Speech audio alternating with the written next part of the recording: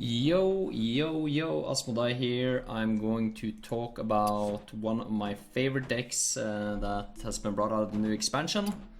Reno Warlock. I hit Legend with this deck and I got as high as rank 9 yesterday. So I'm really loving this deck here. I had a lot of questions in my chat asking about, okay, why this card over that card?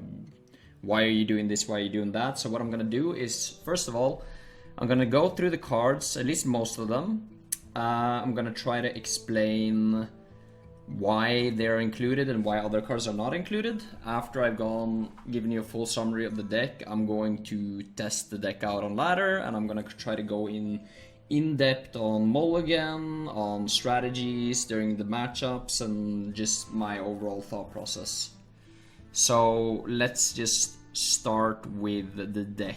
I feel like the first 3 cards are pretty straightforward. Great heal mechanic, good against aggro, Mistress of Mixture. Coil, staple, good against aggro, cycles the deck. PO, part of the combo, you need it. And now we get into the little bit more tricky part. Soulfire, why is there a Soulfire in the deck? Okay. First of all, great anti-aggro tool, gives you a swing turn. Like you play a minion, you play like say Imp Gang Boss on 3, coin a Soulfire, kill a Tomb Pillager, insta tempo, which is what you need. Also, we're running the combo, the PO Faceless Leroy, as you see down here. Which is actually a big deal because most opponents will generally play around 20 damage.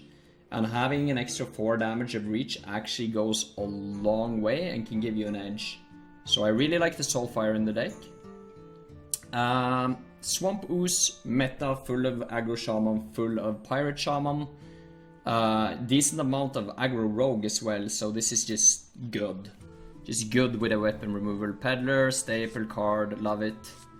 Doomsayer, anti-aggro. Dirty Rat is just like a very good card, which has been very underrated, but like in the mirror you can pull out a combo piece, instantly win the game. It can give you value against aggro, you know, if the aggro's hand is running thin, you can play it, maybe they don't even have a minion, or if you know that you have a follow-up, if you know like you have a removal in hand, you can play the Dirty Rat, anticipating what's gonna come out. Brand, Sun Fury, Doomsayer, all this is standard AoE, heal, blah blah blah. And then we get into the Blast Potion. This is just a reaction to the meta where you're facing a lot of Reno, where it's a super good removal. You're also facing a lot of Druid, where you kind of need these swift removals to stay ahead of your opponent on board, which you do need to do in those matchups. So really like the Blast Potion, and Mana Crystal actually isn't that important in Reno Lock. You tend to go late and then the Mana Crystal becomes less and less significant. This card is just a super good follow-up card if you get it on 5. After you, like in many matchups, at least mid-rangey or control matchups, you look for your Twilight Drake or your Mountain Giant on 4. If you hit one of those and then can follow up with a Faceless Shambler, it's just so good. So it's the reason for Faceless Shambler. Kazakus, new card in the expansion, insanely good. Basically what's giving Reno a new power, or is raising its spirit. Combo, don't really have to discuss that too much. You know, it's in there to pressure your opponent, kill them. Second Rate Bruiser, same thing. Solid anti-aggro.